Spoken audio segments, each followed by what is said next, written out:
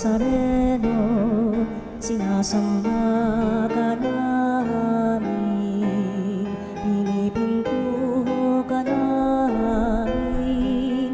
Aral mo ang aming buhay at kaligtasan, Nuestro Padre Jesus Nazareno, iligtas mo kami sa kamatayan.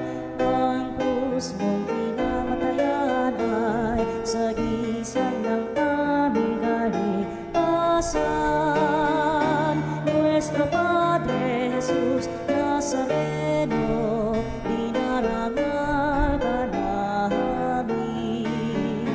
Nuestro Padre Jesus Nazareno, inulwalhati ka namin.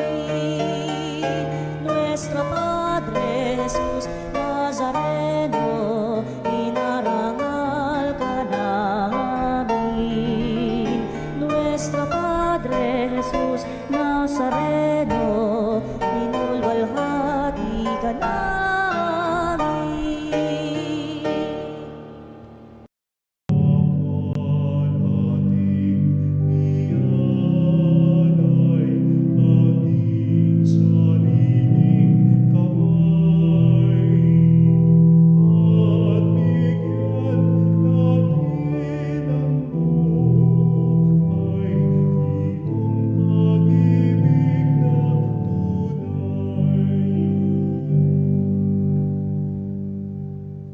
Sa ngalan ng Ama at ng Anak at ng Espiritu Santo, Amen. ang pagpapala ng ating Panginoong Hesukristo, ang pag-ibig ng Diyos Ama, at ang pagkikipagkaisa ng Espiritu Santo, naway sumainyong lahat. At sumaiyo rin. Mga kapatid, aminin natin ang ating mga kasalanan upang tayo maging marapat gumanap sa banal na pagdiriwang.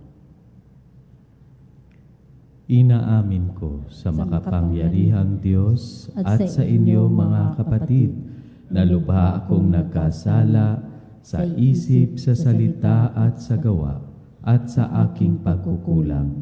Kaya isinasamo ko sa mahal na Birheng Maria, sa lahat ng mga anghel at mga banal at sa inyo mga kapatid na ako'y panalangin sa Panginoong ating Diyos.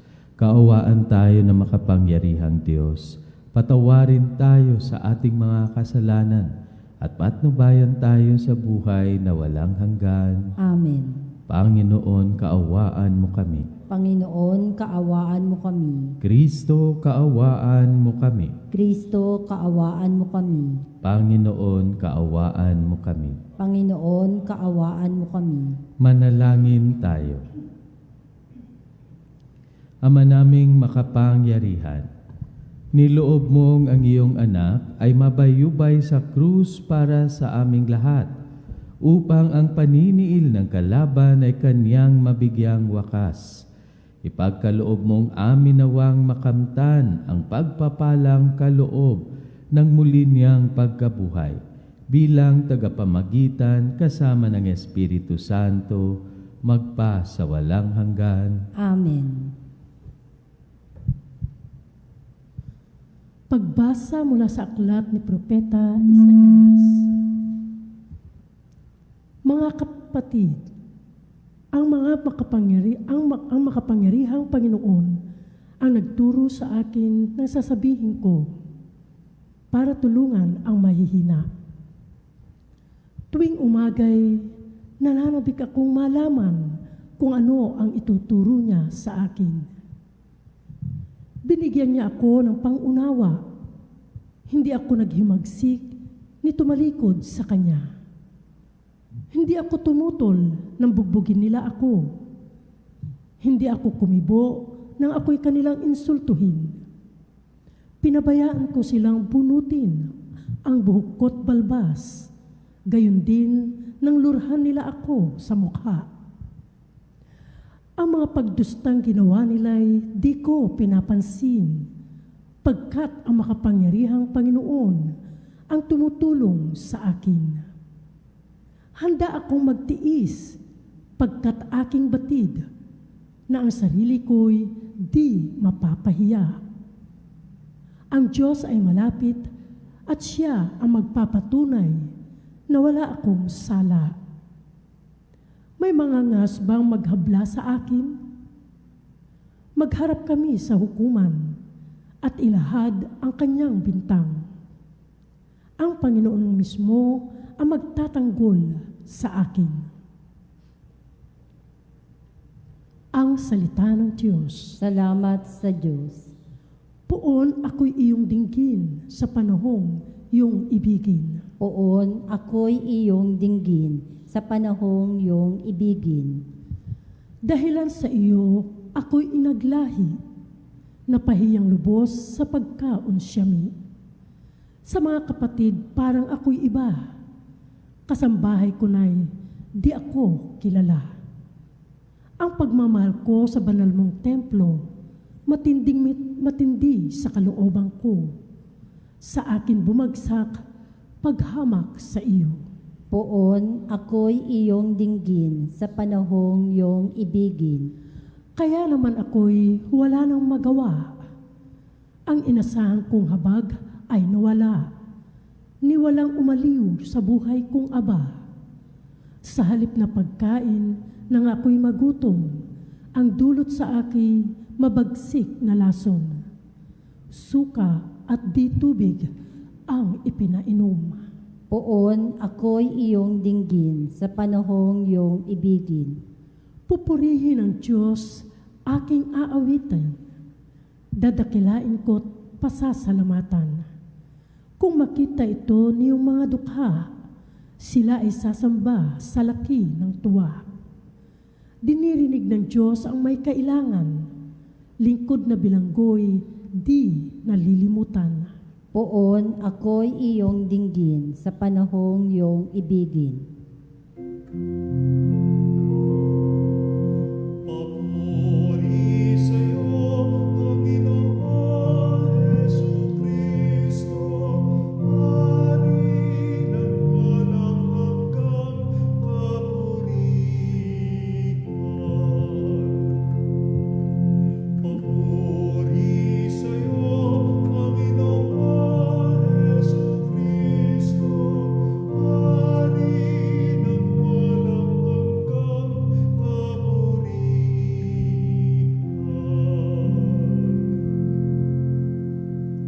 Sumainyo ang Panginoon. At sumaiyo rin. Ang mabuting balita ng Panginoon ayon kay San Mateo. Papuri sa iyo, Panginoon. Si Judas Iscariote, isa sa 12, ay nakipagkita sa mga punong saserdote. Ano po ang ibibigay ninyo sa akin kung tulungan ko kayong madakip si Jesus? Tanong niya. Noon din ay binilangan nila siya ng 30 salaping pila. Mula noon, humanap na si Judas ng pagkakataon upang maipagkanulo si Jesus. Dumating ang unang araw ng kapistahan ng tinapay na walang lebadura.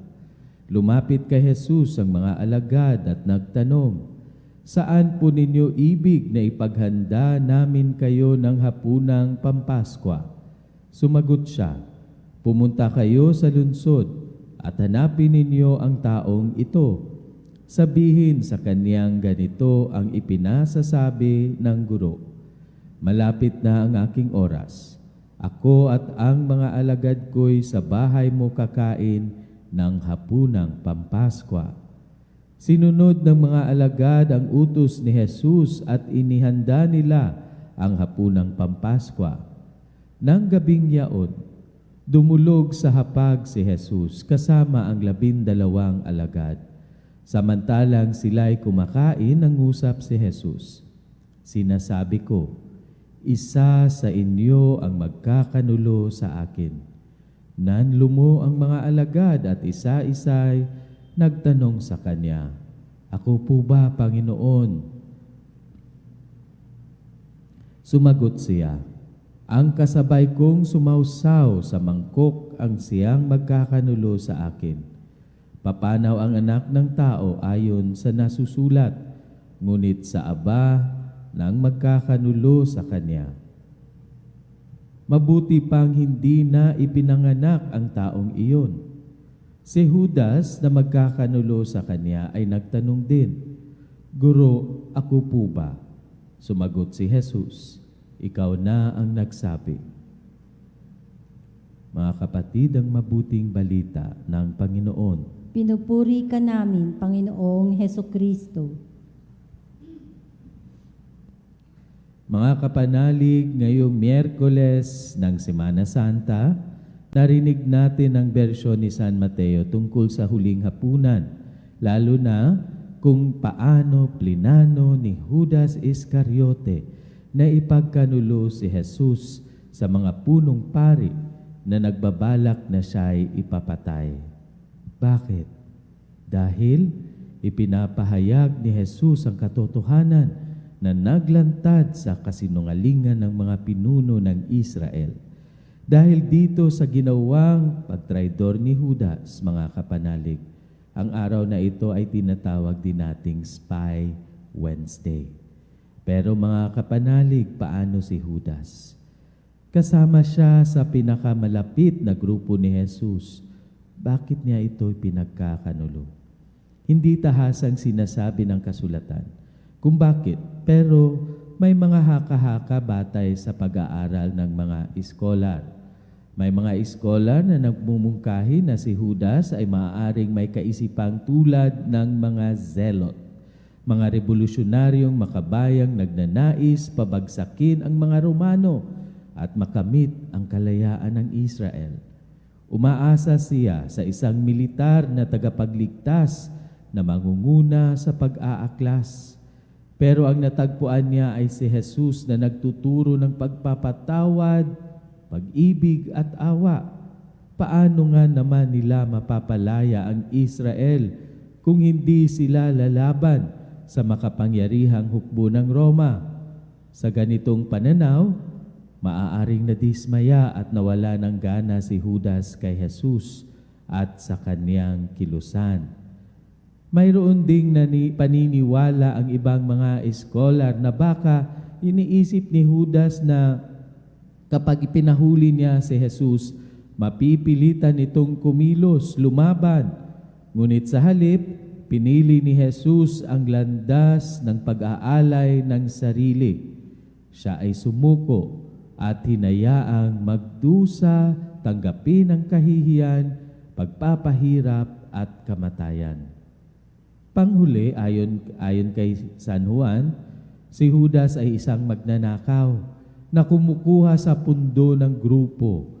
Pero ang 30 pilak na salapi ay hindi rin naman kalakihang halaga noon. Katumbas ito ng humigit kumulang 4 na buwang sahod ng isang karaniwang manggagawa. Presyo raw ito ng isang alipin. Kaya marahil hindi lang ito tungkol sa pera, kundi isang paraan ni Judas para ipahayag ang kanyang pagkadismaya, pagkabigo at desperasyon. Tayo rin mga kapanalig ay nagiging parang mga Judas minsan. Sa tuwing tinatalikuran natin ang ating kapwa na nangangailangan, sa tuwing binabaliwala natin ang kanilang mga hinaing, sa tuwing pinipili nating hindi sila pansinin o unawain, sa tuwing inuuna natin ang ating mga sarili, ang kasakiman, pagiging makasarili at pansariling kasiyahan. Ngunit, hindi naman tayo pinababayaan ng Diyos sa ating mga maling pagpipili. Totoo, tayo ay mananagot sa ating mga desisyon. Ngunit patuloy niya tayong tinatawag sa pagsisisi at pagbabalik loob. Palagi niya tayong binibigyan ng pagkakataong bumawi sa ating kahinaan at pagiging makasarili. Nauunawaan tayo ng Diyos, pinapatawad niya tayo at binibigyan ng panibagong pagkakataon upang maging mas mabuting bersyon ng ating mga sarili. At sa gitna ng pagtataksil, ipinapakita rin ni Jesus ang kanyang pag-ibig, hindi sa pamagitan ng dahas, kundi sa malayang pag-aalay ng sarili para sa ating mga makasalanan na madalas tumatalikod sa Kanya. Naway ang Semana Santang ito ay maging pagkakataon para magnilay tayo sa ating buhay. Kilalanin kung kailan tayo naging parang mga Judas at magsumikap na magbabago upang tunay nating maisabuhay ang ating pagiging tagasunod ni Kristo, pagiging mga deboto. Hari nawa.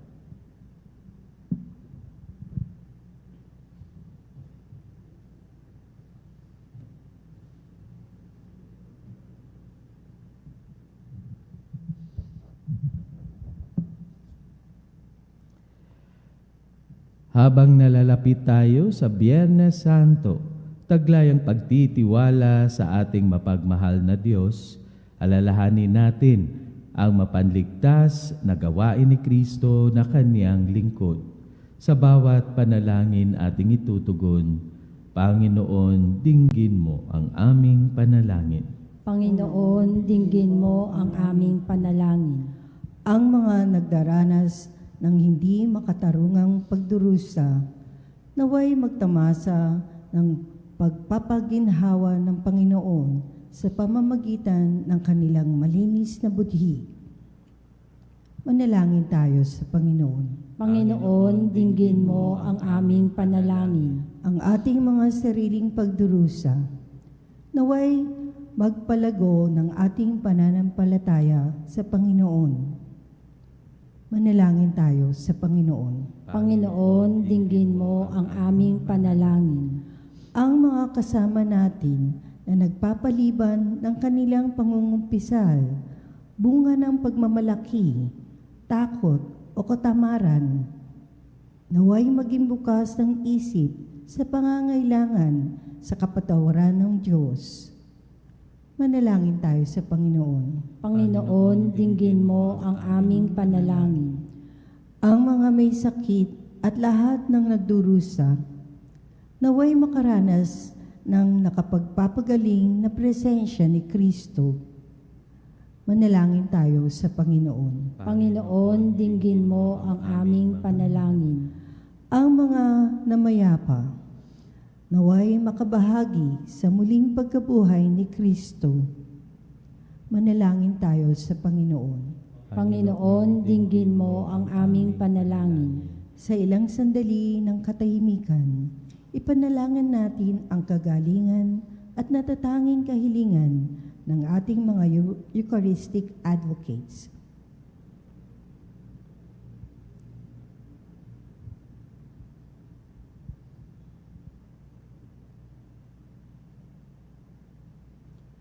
Manalangin tayo sa Panginoon. Panginoon, dinggin mo ang aming panalangin.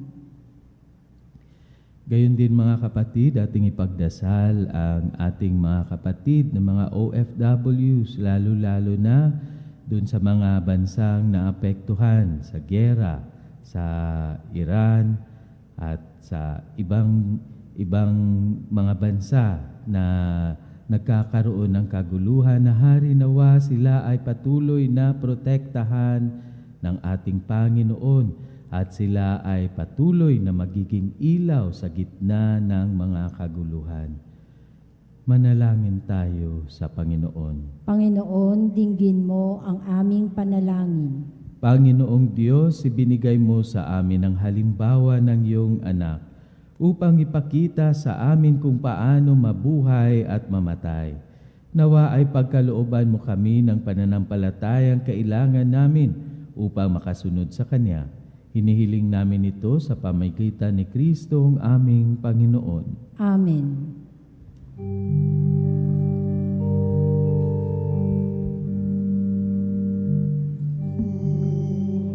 pagmamahal, anak at inay,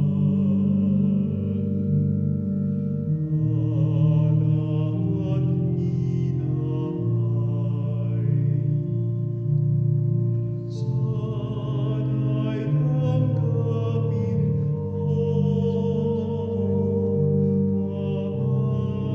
ang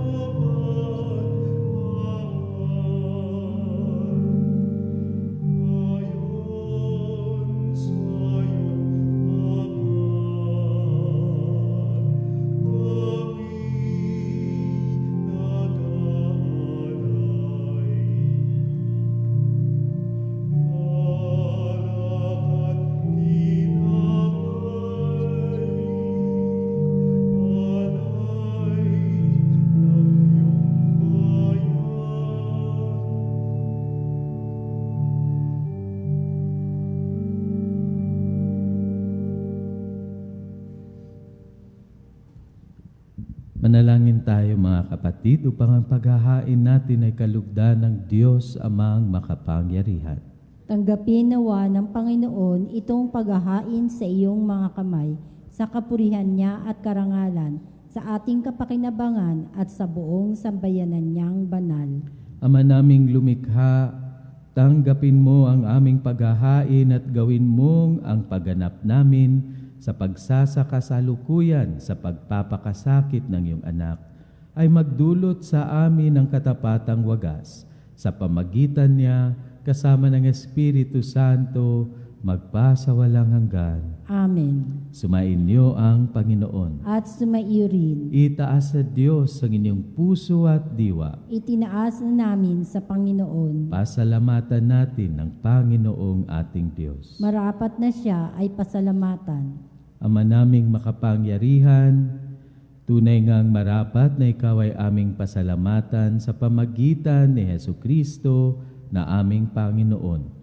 Nababanaagan na namin ang pagdiriwang sa Kanyang pagpapakasakit at pagkabuhay. Malulupig na ang dating pagsuway sa pag-ako sa Kanyang kusang loob na katapatan at magaganap na ang pag-alala sa aming pag-anib sa iyong tinubos na angkan.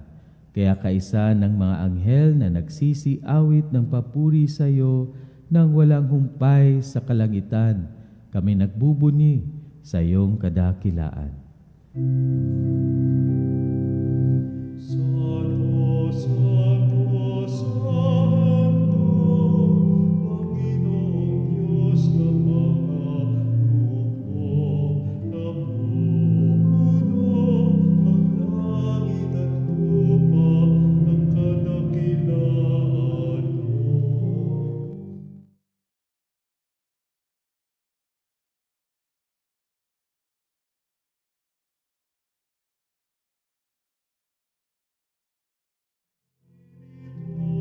Sa ngalan ng Panginoon, Hosana, Hosana sa kaitaasan.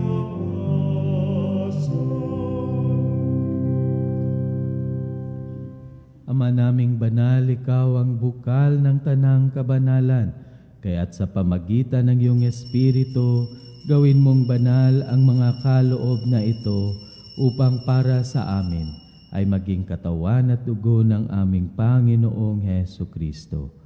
Bago niya pinagtiis ang kusang loob na maging handog, hinawakan niya ang tinapay, pinasalamatan kanya. Pinaghati-hati niya iyon, iniabot sa kanyang mga alagad at sinabi, "Tanggapin ninyong lahat ito at kanin, ito ang aking katawan na ihahandog para sa inyo."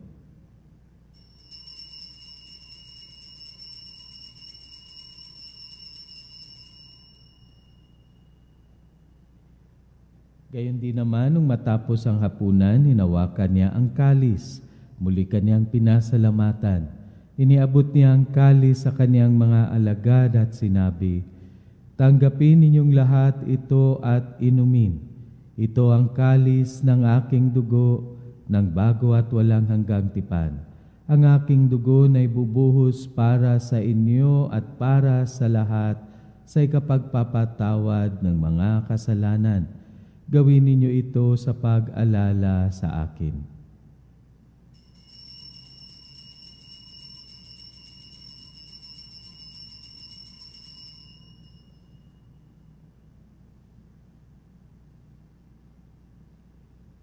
Ipagbunin natin ang misteryo ng pananampalataya. Ang kamatayan mo, Panginoon, aming ipinag.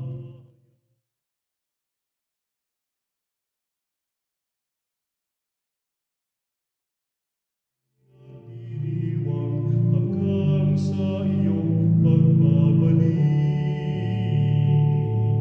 Hanggang sa iyong pagbabalik. Ama, ginagawa namin ngayon ang pag-alala sa pagkamatay at muling pagkabuhay ng iyong anak. Kaya tiniaalay namin sa iyo ang tinapay na nagbibigay buhay at ang kalis na nagkakaloob ng kaligtasan. Kami nagpapasalamat dahil kami iyong minarapat na tumayo sa harap mo para maglingkod sa iyo. Isinasamo namin kaming magsasalo-salo sa katawan at tugon ni Kristo ay mabuklod sa pagkakaisa sa pamagitan ng Espiritu Santo. Amalingapin mo ang iyong simbahang laganap sa buong daigdig. Puspusin mo kami sa pag-ibig, kaisa ni Leon na aming Papa, at ni Elias na aming Obispo at ng Tanang Kaparian. Alalahanin mo rin ang mga kapatid naming nahimlay, nang may pag-asang sila'y muling mabubuhay, gayon din ang lahat ng mga pumanaw. Kaawaan mo sila at patuloyin sa iyong kaliwanagan. Kaawaan mo at pagindapatin kaming lahat na makasalo sa iyong buhay na walang wakas, kaisa ng mahal na Berheng Maria na Ina ng Diyos, ng kabiyak ng puso niyang si San Jose, kaisa ng mga apostol at ng lahat ng mga banal na namuhay dito sa daigdig ng kalugod-lugod sa iyo, may pagdiwang nawa namin ang pagpupuri sa ikararangal mo sa pamagitan ng iyong anak na aming Panginoong Heso Kristo. Sa pamagitan ni Kristo kasama niya at sa Kanya, ang lahat ng parangal at papuri ay sa iyo, Diyos Amang makapangyarihan, kasama ng Espiritu Santo, magpa sa walang hanggan.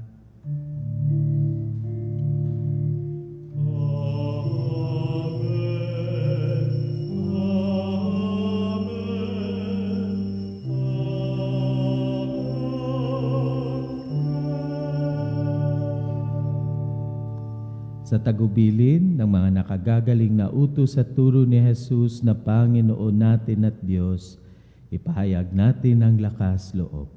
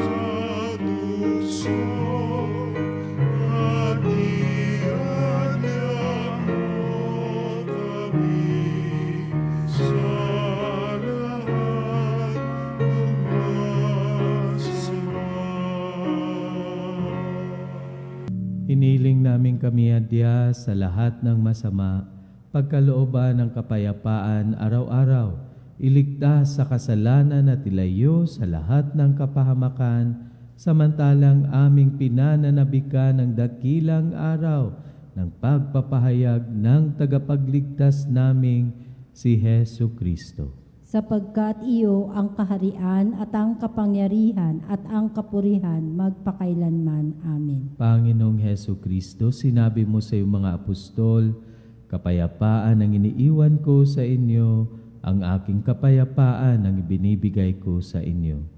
Tunghayan mo ang aming pananampalataya at huwag ang aming pagkakasala. Pagkalooban mo kami ng kapayapaan at pagkakaisa ayon sa iyong kalooban, kasama ng Espiritu Santo, magpa sa walang hanggan. Amen. Ang kapayapaan ng Panginoon ay laging sumainyo. At sumaiyo rin. Magbigayan kayo ng kapayapaan sa isa't isa.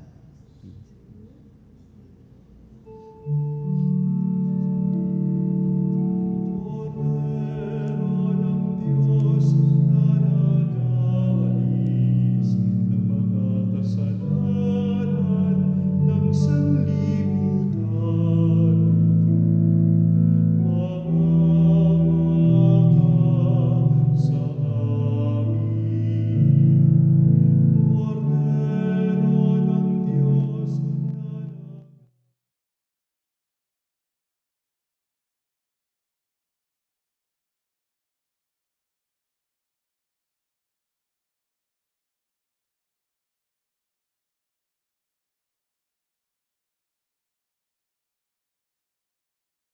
Kordero ng Diyos na Vitoris, Ecatamundi, dona nobis pacem, dona nobis pacem, dona nobis pacem.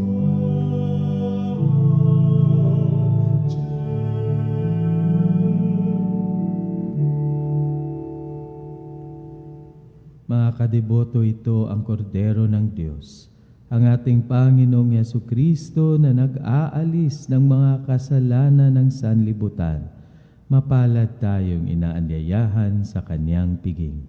Panginoon, hindi ako karapat-dapat na magpatuloy sa iyo, ngunit sa isang salita mo lamang ay gagaling na ako.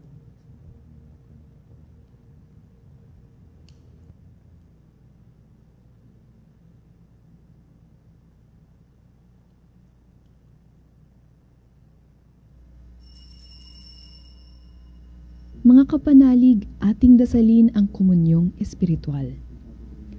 O Jesus, nananalig ako sa pananahan mo sa kabanal-banalang sakramento.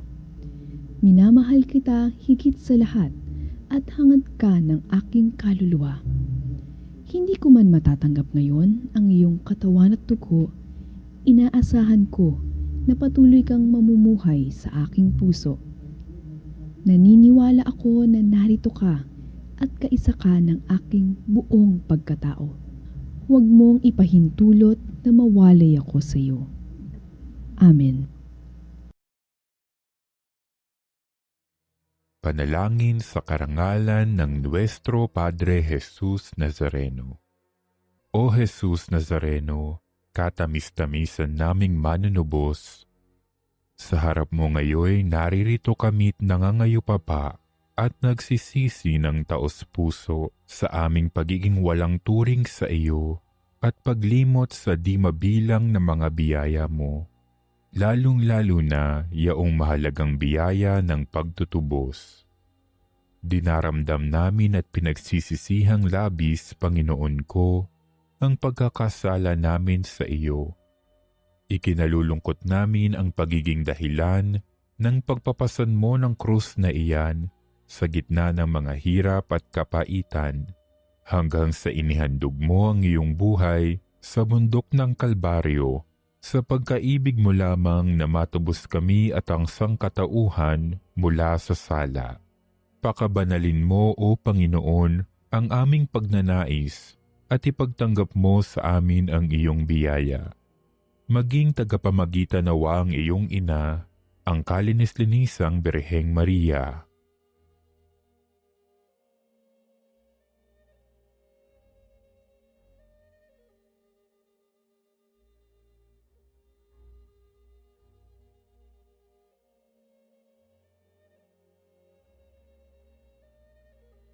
Ama naming makapangyarihan, niloob mong akuin ang iyong anak, ang krus at kamatayan, upang ang sangkatauhan ay matubos at mabuhay. Ang pag-ako namin sa krus at kamatayan dito sa lupa, ayon sa diwa ng pagsunod sa iyong loob, na ginanap ng iyong anak, ay magpagindapat nawa naming kamtin ang lubos na katubusan at pagkabuhay sa iyong piling sa pamamagitan ni Hesukristo kasama ng Espiritu Santo, magpasawalang hanggan. Amen.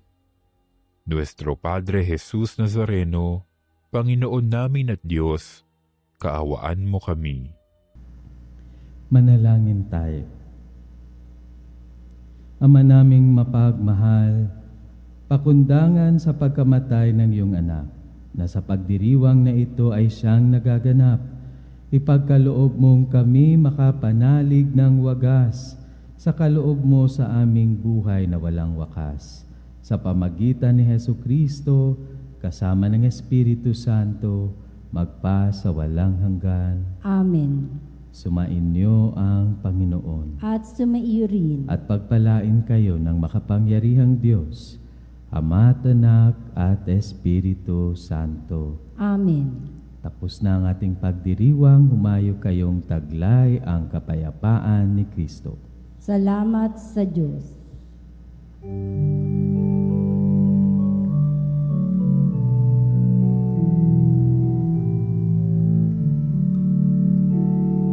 Walang sino man ang nabubuhay para sa sarili lamang.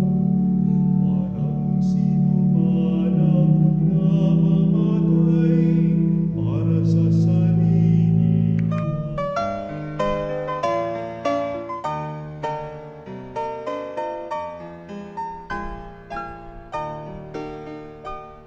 Nuestro Padre Jesus Nazareno, sinasamba ka namin, pinipintuho ka namin, aral mo ang aming buhay at kaligtasan.